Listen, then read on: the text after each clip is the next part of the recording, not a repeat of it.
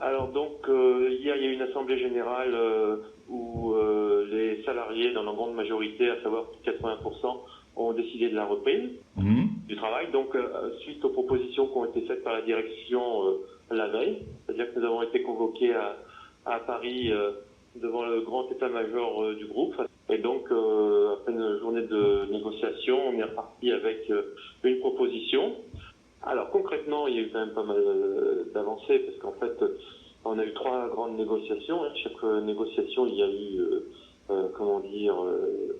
des propositions. Donc la première et la plus importante, c'était celle de renoncer à dénoncer notre usage sur les modalités de pause de nos congés payés.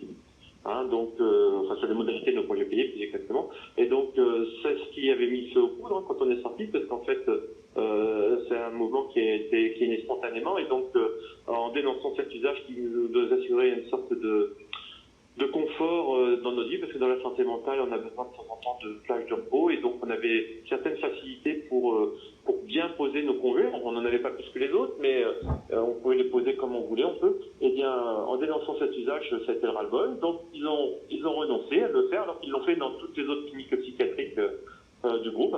Comme cette année, on n'avait pas eu de déclencheur au niveau de l'intéressement, donc on est dans la psychiatrie, enfin dans la santé privée à petit gratis. Donc nous, dans nos contrats d'embauche, il est stipulé que la participation et le contrat d'intéressement sont des choses qui ont beaucoup d'importance, puisque ça peut correspondre à un mois de salaire, donc à un 13e mois, voire dans certaines entreprises jusqu'à 2 ou 3 mois de salaire. Donc ça permet d'accepter des fois des salaires qui sont un peu plus miséreux et donc d'avoir des perspectives. Et bien donc on a obtenu donc cette année, alors que nous avions des bénéfices qui étaient en augmentation de encore 1 point, donc c'était quand même à 13,5% de résultat net, et on n'avait pas d'intéressement, donc on a obtenu un supplément de participation qui est là pour combler ce manque à gagner. Ensuite, on a obtenu une augmentation nette par mois, ce qui était impossible au départ, de 16 euros. Ça, c'est pérenne. Ensuite, on a obtenu une prime de 200 euros de transport. Et enfin, on a obtenu donc ce fameux intéressement dont je parlais tout à l'heure, que soient renégociés les déclencheurs. C'est-à-dire que les déclencheurs, c'est le niveau à partir duquel on déclenche l'intéressement.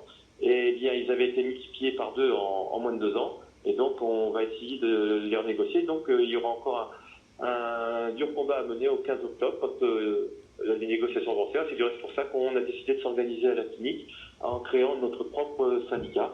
Et je pense qu'il y aura beaucoup de salariés qui vont adhérer parce qu'ils ont compris que c'était l'unité et la solidarité qui faisait poids et force. Tout le monde a été leader dans un domaine, que ce soit l'organisation du ravitaillement, à l'organisation de grandes soirées musicales avec des artistes pour pouvoir gagner des sous ou d'avoir des actions. Tout le monde a travaillé ensemble et pour les autres pour pouvoir arriver à tenir pendant 28 jours et à avoir un écho aussi dans la presse. Et donc on est sorti, ce que je peux dire, c'est qu'on est sorti au bout de ces 28 jours, même si on a été divisé et partagé par le vote. Il n'y avait que 80%, on n'avait pas la majorité, enfin on n'avait pas l'unanimité pour sortir. Eh bien, néanmoins, on s'est retrouvés tout de suite dans une soirée tous ensemble et en fait on a décidé que le combat n'allait pas s'arrêter à cette lutte de 28 jours, qu'il allait reprendre dès aujourd'hui dans la clinique et qu'on allait montrer qu'on était solidaires. Et ce qu'on a fait donc déjà dans cette première réunion qui est organisée avec les psychiatres avec qui on travaille. Voilà.